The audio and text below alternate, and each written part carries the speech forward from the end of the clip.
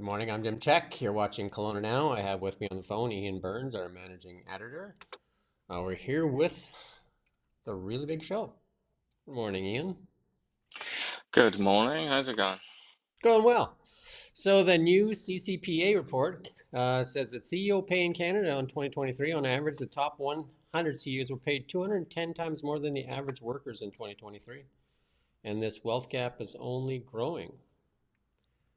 Well, it's a Um, slight decline on last year, but in the long-term trend is yeah.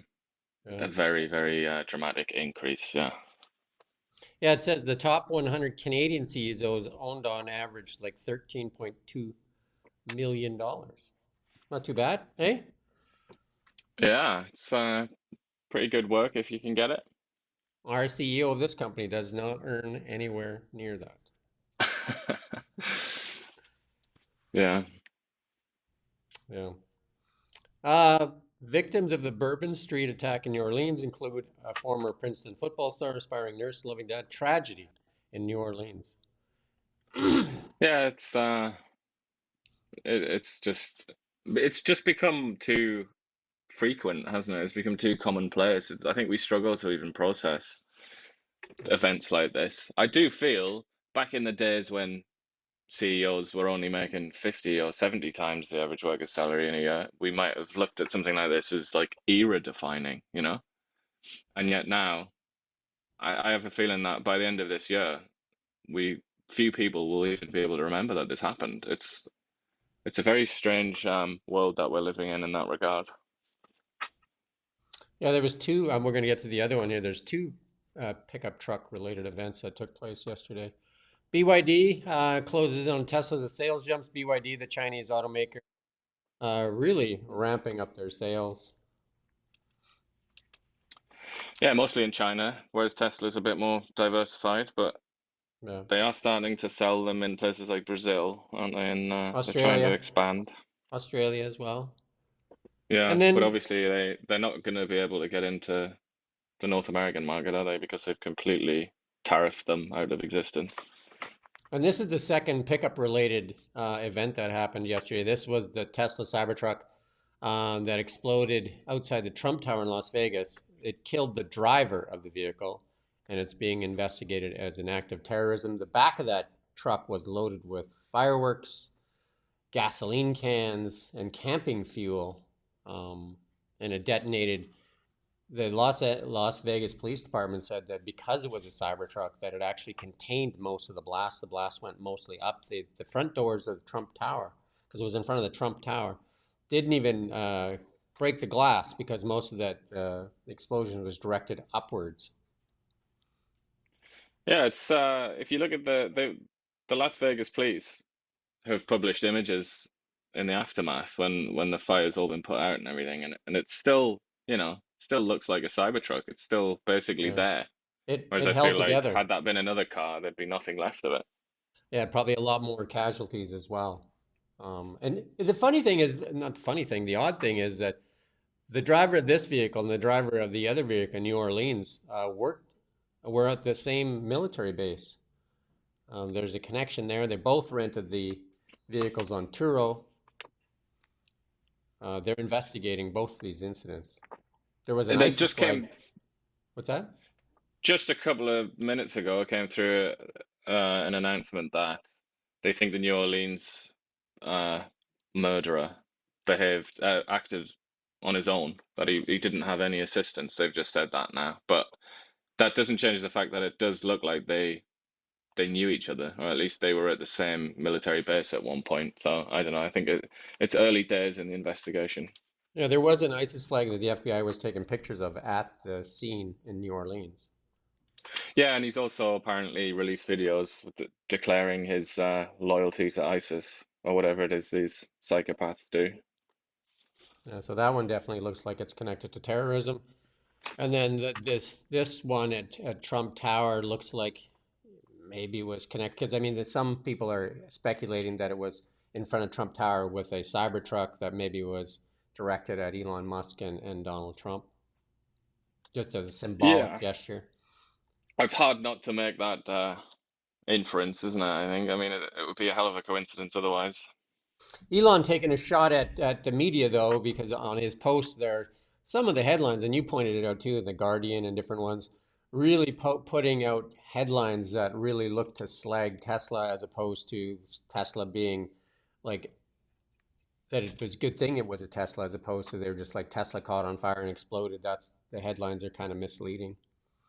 Absolutely, and they're, cashing in, so to speak, on a lot of stories in recent years about electric cars catching fire, aren't they? And so when the headlines come through, it's like Tesla Cybertruck catches fire and explodes outside Trump Hotel in Las Vegas. That's basically what the headline format Hmm. was for most of the big media companies, and that is considering that a large proportion of news consumers don't read past the headline. That is very it's very opaque, isn't it? It's very misleading. We're seeing that more and more. We're seeing it in Canada as well in some of the national outlets. Like the captions is where they're really misleading. The captions on the posts that because if you go into the story, lots of times the facts are there, but the captions are definitely misleading. Yep, and headline. I think Yeah. the headline is like it's perfect if your interest is in deception because yeah, like I said, many people, it might even be most people, don't read beyond the headline. And if it's a caption as well, if it's like in social media, then probably an even larger proportion will just read the caption in the headline. And if both of those are corrupted, misleading in some way, then that's a lot of misinformation that's been spread around. Yeah, so Elon Musk put together a collage of these headlines, and it's definitely, if you look at these headlines, and this is after the facts are out that it was, a detonation, that it was a detonator and everything in there, and that the Las Vegas police was actually praising the Cybertruck and Elon Musk for his work in helping them, because he provided video and everything right away from all the Tesla superchargers and that. I mean, that's one of the cool things with Tesla. But the headlines still look to blame the Tesla for like it exploded on its own. Yeah, it's just yet another example of how every single aspect of life now is politicized, and that even includes cars. We live in such a strange world now where cars are politicized because of the political inclinations of the CEO of the car company. It's just very, very tiresome. Scott Moe put out a post that I think most Canadians are going to look at, especially the ones in the West, and say, like, why are we carrying the water when we don't even get to decide on most of these elections? Like, most of the elections are decided in Quebec and Ontario, and here is the Western provinces carrying the water for the rest of the country. Yeah, I mean that as usual, the number associated with Quebec there just makes your jaw drop, really, doesn't it? It's absolutely astonishing. Well, But Manitoba also seems to be Nova Scotia there, they're doing quite well, aren't they? And New so is Brunswick. Manitoba, like especially when you consider their population size. Yeah. Manitoba taking $4.7 billion. And you would wonder why Ontario would need to take anything, because I mean they're the manufacturing hub supposedly of Canada, and yet they still are on the take for 546 million dollars, where Quebec is definitely at the trough very well at $13.6 billion. And most of that likely they should show where most of this is coming out of, and I'm going to guess most of that is coming out of Alberta. Yeah, well, that's usually the way, isn't it?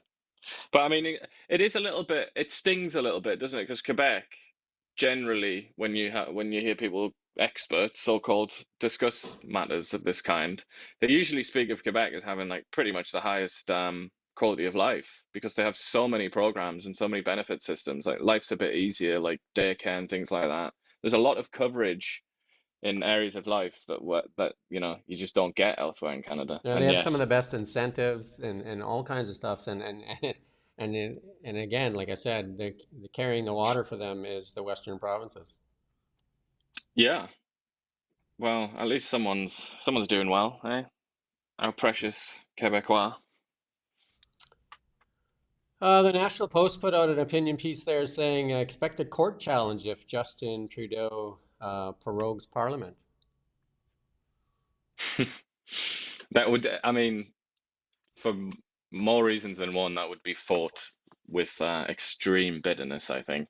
There'd probably be a reasonable chance of a kind of mass protest, I would imagine, because it's not what anybody wants, really, is It it? I would be mean, the even liberals don't want that, I don't think. it would be the most selfish move yet for this Liberal government and NDP for that matter. Yeah, and also very hypocritical because Trudeau said Yeah. he wouldn't do that, and he was very critical of Stephen Harper, wasn't he, for having Hmm. done that many moons ago. You and I both watched this hour as 22 minutes piece that Trudeau denying all media outlets an interview, but he did a piece with this hour's 22 minutes. He did say, or they did say that it was done prior to him not doing any interviews, but still they aired it, and it was tough to watch. It was a softball interview, really, where Mark Critch is kind of like trying to be a comedian, but they're really softball questions on really contentious issues that happened in Canada, and Trudeau is basically campaigning with his pitch there, even calling out Pierre Poilievre, saying that he's going to take away women's rights and a whole bunch of things that are just not true. Yeah, I would say that what you're referring to there when he delivered that little monologue where he attacked Polyev, that was, you know, if we'd done that, for example, if we'd written an article and we just said that and then not had any response from Polyev or the Conservatives, so in other words, just an opportunity for Trudeau to shout about, how he hates the Conservatives or whatever, then I think we would have been looked upon as unprofessional and, lacking in journalistic integrity. And yet they've done this under this it's kind of under the mask, really, isn't it? That it's comedy, but it's not really comedy, is it? Because it's Justin Trudeau, it's the Prime Minister. It can't really be comedy. Everything is political when it's the Prime Minister involved. It would So be yeah, a it's very Shakespearean comedy at questionable. best, a tragic comedy. King Lear looks a bit like King Lear these days, doesn't he, Yeah, I Trudeau? mean, it took a bunch of issues. I mean, I posted on my LinkedIn, and a lot of people are voicing the similar concerns.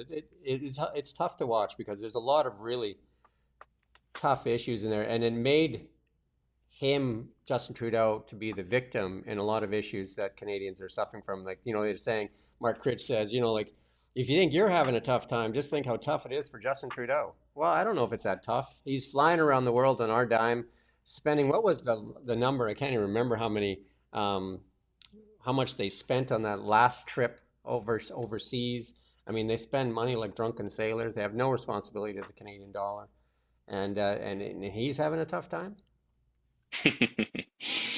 Yeah, it didn't look particularly good, did it? I mean, there were a few jibes, weren't there? There were a few he took a few swings at Trudeau, but I think overall it was it was kind of chummy comedy, wasn't it? The kind of Yeah. thing you might do to rib your friends or something like that. Eh, It wasn't comedy designed to humiliate or eviscerate or put pressure on him in any way.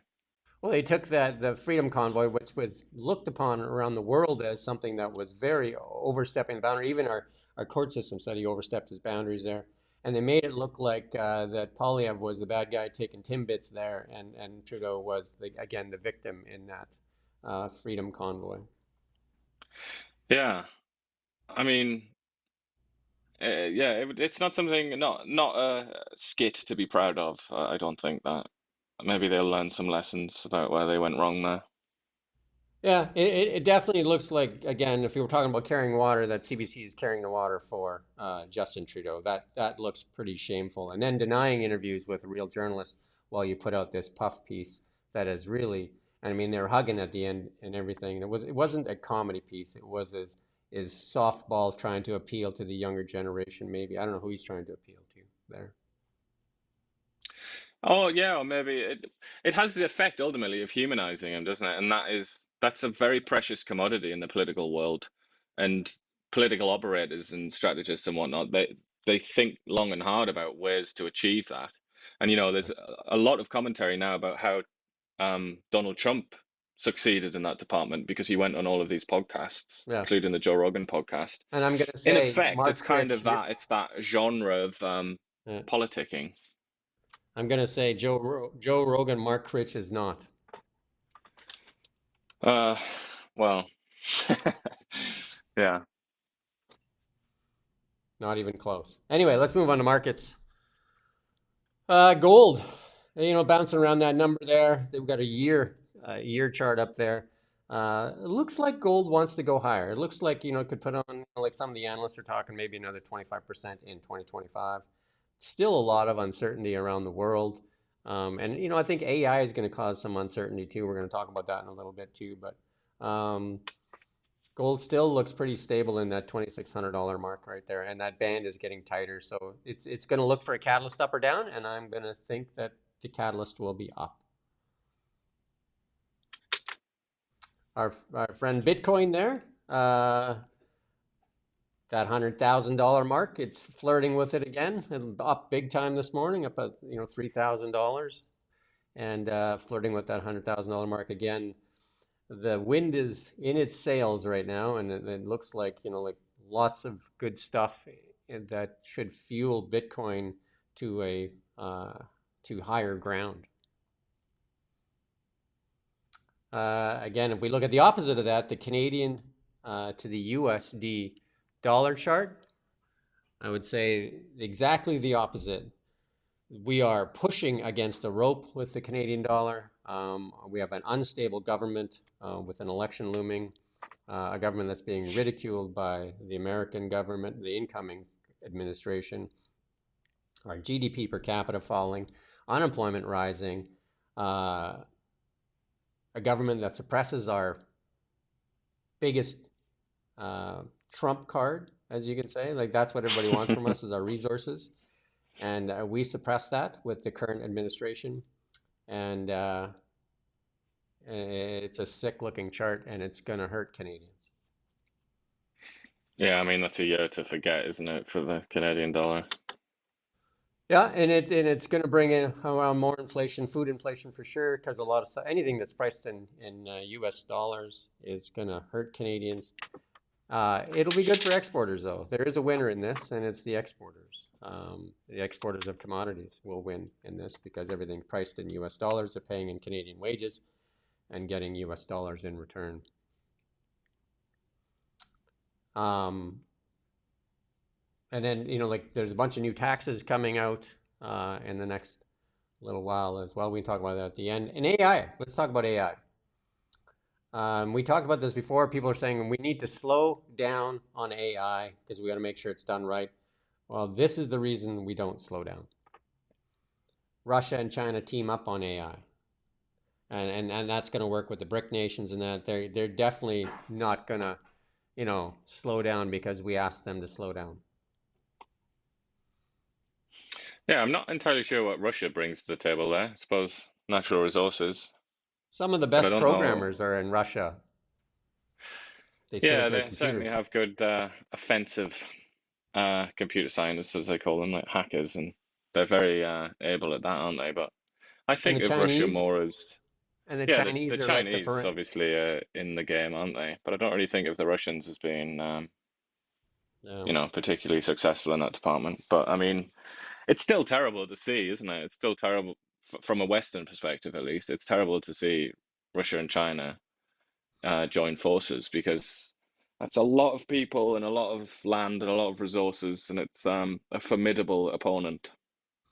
you talked about this a while ago. You and I privately talked about this, and we're starting to see a lot more pundits out there talking about it, like the mistake that the American administration did is we've actually pushed the Chinese and the Russians together, and that is a dangerous thing combo for the free Western world. Yeah, and it's quite interesting because with the death of Jimmy Carter recently, a lot of people were talking about the opening of China, as they call it, like the US opening up relations with China back then. It was started by Nixon and then sort of finished off by Carter in the 70s. But the whole point of that, and it was considered like a magnificent victory, like one of the greatest victories in the history of American strategy or diplomacy. But the purpose of that was to split the USSR away from China, and that was achieved. And then we sort of, or America, let's say, lived with the benefits of that for, nearly 5 decades or whatever. And then look what's happened. They're back together. It's a gigantic failure, I think, from Western strategists. Yeah, I think might go down as one of the biggest mistakes made. and weaponizing the U.S. dollar would be another one. In the Yeah. EV world, Tesla saw their energy storage deployments take off, um, and then they that the Megapack factory for storage batteries in Shanghai was built in record time. I think built in 8 months, something unheard of. They continue. Tesla continues to um, blow people away with the amount of time that they can launch factories and put things together. They are the factory that builds factories. Probably helped that it was in China where, you can basically do what you want as long as the right people say yes. They've done the same in Texas and stuff like that too, though. So they have figured it out and how to do these things and deploy these things in record times, right? Like lots of times people announce things. Like I imagine if we look back at the Canadian announcements that we've seen on battery things like last year and that, I doubt if they've even scratched the dirt. Yeah, well, the contrast is stark, isn't it, when you look at Canada and how long it takes to get permits and things just to even begin to build something. Yeah, and here you go. You've talked about this before. Like, why don't we have trains in Canada that are high speed trains? We got a video to play here too. This is the new CR 450 high speed train in China, and it can reach speeds. Get ready for this: 450 kilometers an hour.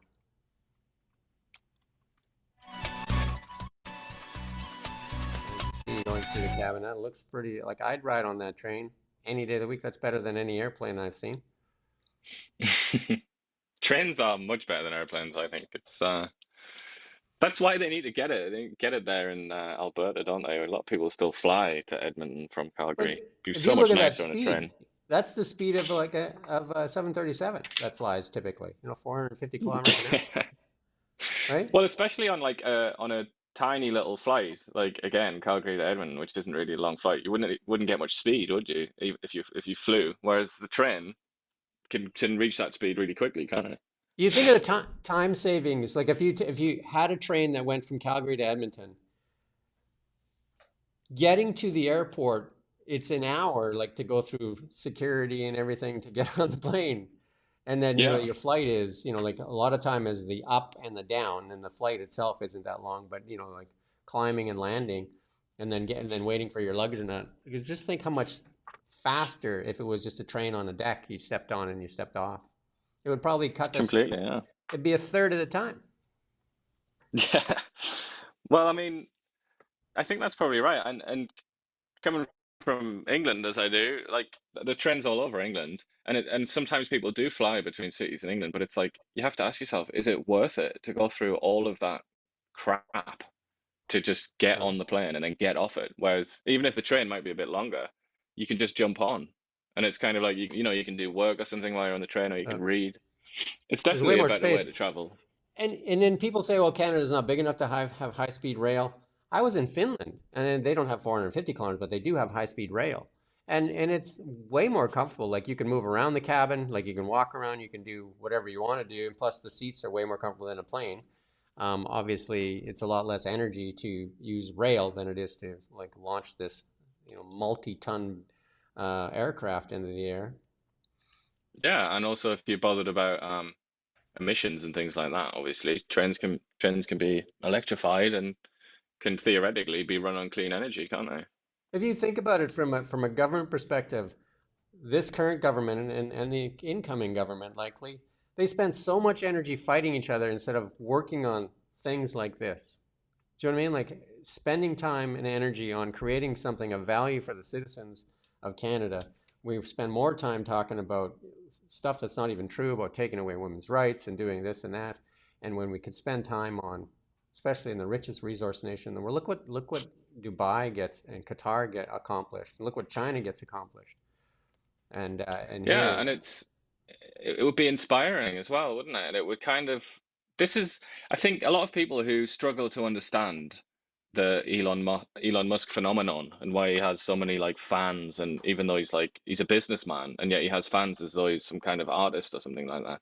The reason for that is because he's re-injected ambition and hope and aspiration into the Western world, which seemed to be kind of stagnating a bit, really, before he came along and he had these, and even on this subject, on trains, he comes out with a Hyperloop concept. Like he wants to build and do things, and as a consequence, he's become the richest man in the world with like, hundreds of millions of backers, and people are obsessed with him. Whereas the alternative is to just kind of sit there and do nothing and talk about, policies and abstract things. I think it just proves the value of building. It can really change things for the better to build. Well, just as a direct comparison, the number one highway, the Trans-Canada Highway that goes across Canada from sea to shining sea, is not 4 lane all the way across Canada. And they're and they're building high-speed rail that goes 450 kilometers an hour. And we don't even have a number one highway that crosses Canada that's 4 lane all the way. Yeah, that's a real indictment of But infrastructure planning. we spend millions and millions of dollars on things where we waste government money, like the ArriveCan app, the Green Slush Fund. I don't know, like on and on and on and on and on. We could probably spend the We Charity, like just and then how much? It's not even just the money that's wasted; it's the time and energy wasted on non-productive um, issues that are just nitpicking. An election cannot come soon enough, and we need to find a way to tap into the future. Though I must say, to put a dampener on your hope there, that the likely successor to Justin Trudeau doesn't really appear to be all that big on building, does he? I don't really hear that much from him or much talk of future technologies and things like that. Well, hopefully he does come around to it. I know Danielle Smith is doing it. They're talking about building a $70 billion energy installation up there for AI. So, I mean, that is a province that has definitely got its head on right. And here in British Columbia, I don't see any of that stuff. We talk about how we can add more bureaucracy, more regulation, and that's what they've done since the election. They've added, well, they've all taken a pay raise. Every MLA got a raise that's an NDP candidate. Yeah, Or not candidate, I but think that's elected going to official. haunt.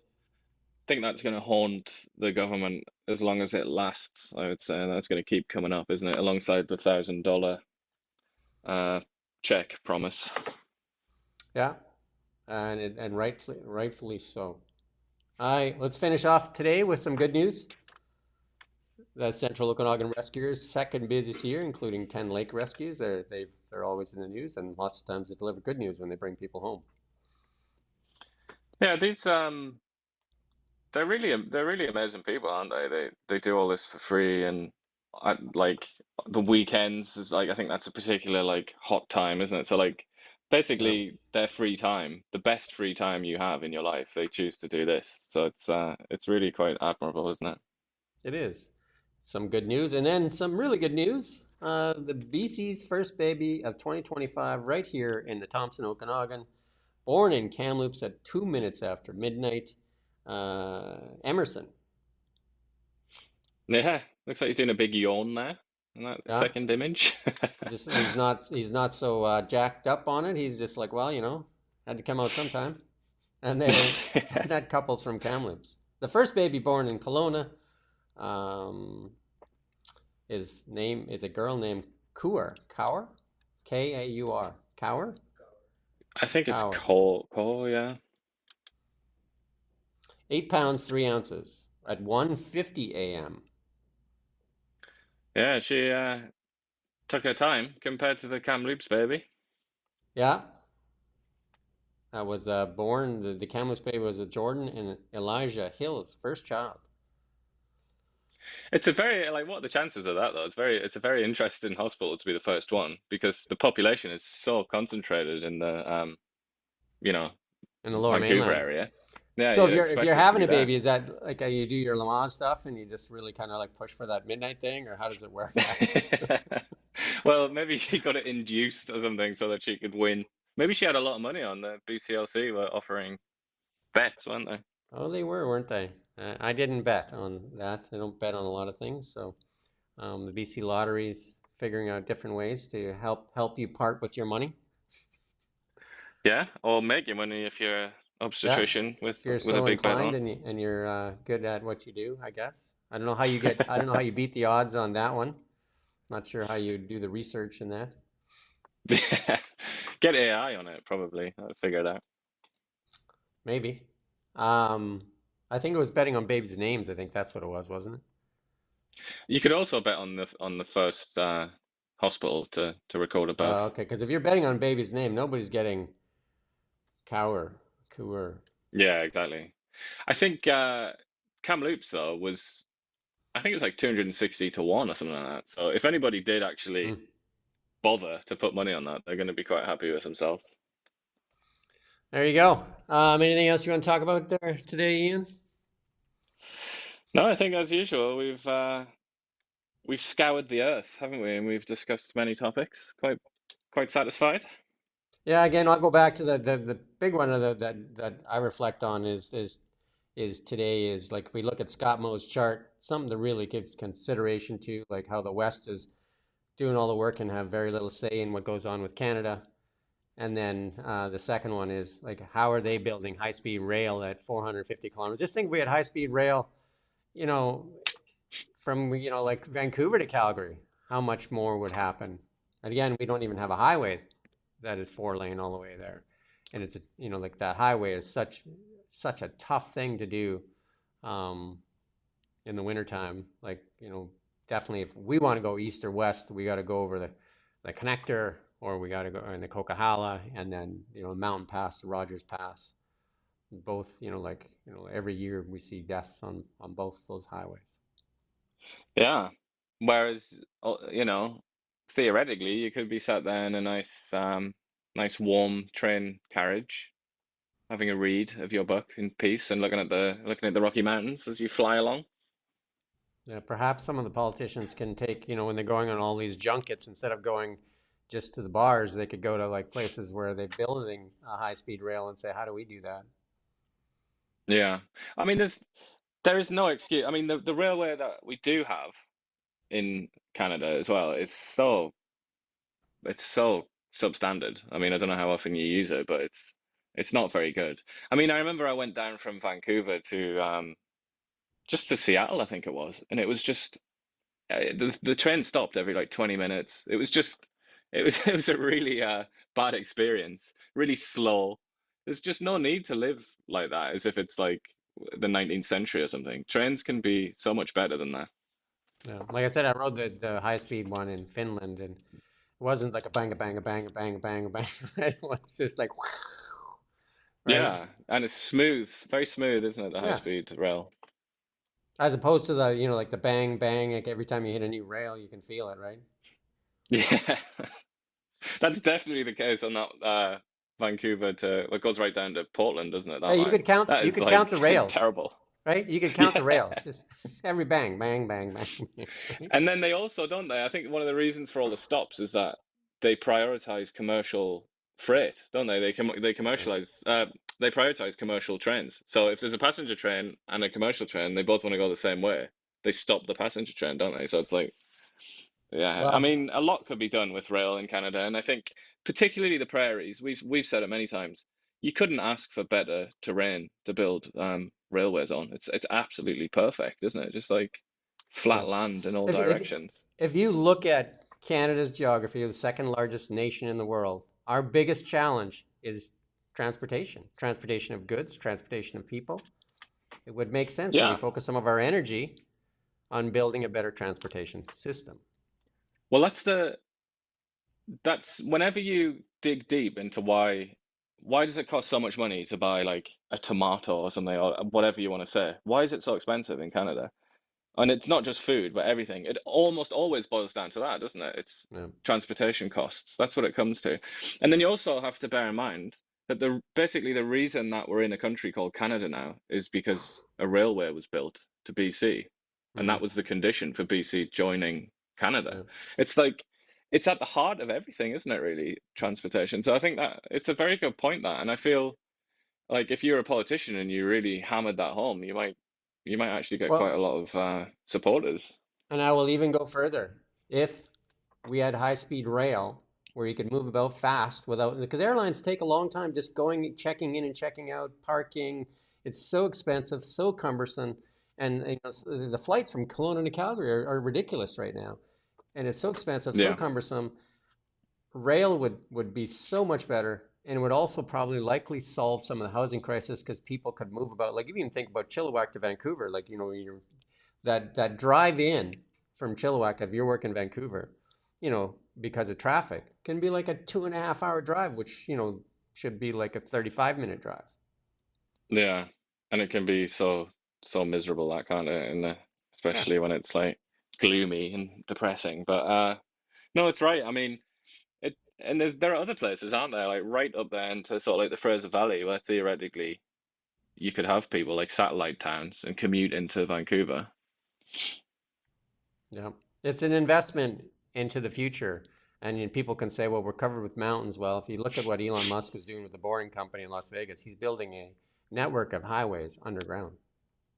But then in Alberta, they've turned that to their advantage as well, haven't they? Because they said we're going to build railways into the mountains so that tourists can fly into Yeah, Calgary and then exactly. straight out of Calgary, hop on a train, and they're in Banff or whatever in like 25 minutes or whatever it would come to. But let's waste our time fighting about the GST credit that you got. Well, how much are you getting off of a bag of chips now? How many pennies in a rotisserie chicken? Must be at least 30 cents. Yeah, that's where we should spend our energy. Like, how much energy was spent on the GST holiday? How much tax dollars was spent advertising the GST holiday? That Yeah, if somebody could do that story, like how much they spent, the Liberal Party and the Liberal government spent on advertising this GST holiday and time and energy for the amount yeah. that you got out of it. But I mean, another one is what we've also discussed on numerous occasions, like this wasteful uh, subsidies that they give to usually foreign companies to on like Right. boondoggles that often enough never come to anything anyway, just Yeah, wasted money. corporate welfare, basic corporate welfare, and Yeah. they're giving I it mean, out to. it all comes down to the leadership, doesn't it? And poor decision making and how that can really that can have long-term consequences, like really dire long-term consequences. Because you only, you know, Canada's not going to always be a rich country no matter what it does.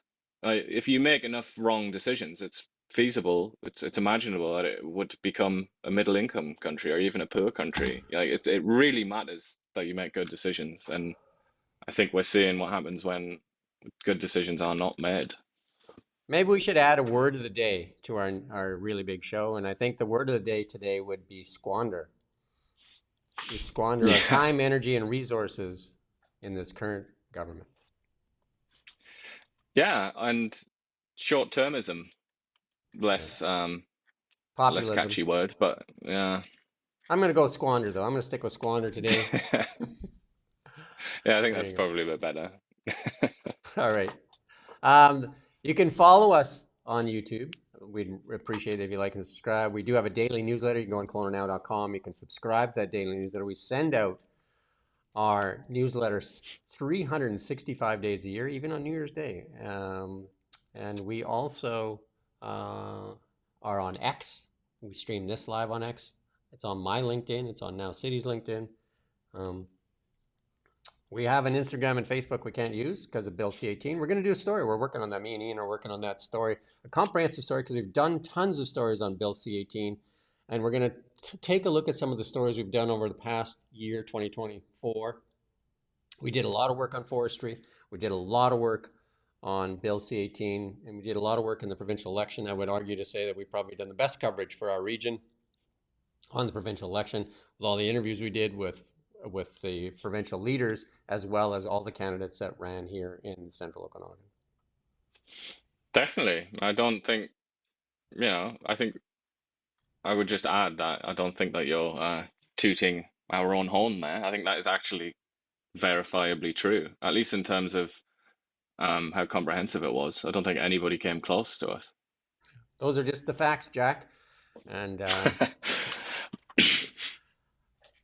again, we look forward to talking again tomorrow on the really big show, and we hope you appreciate it. We'd love your comments and feedback as usual, and love it if you subscribe. And we do thank you for watching Kelowna Now. We don't just report the news, we live here too.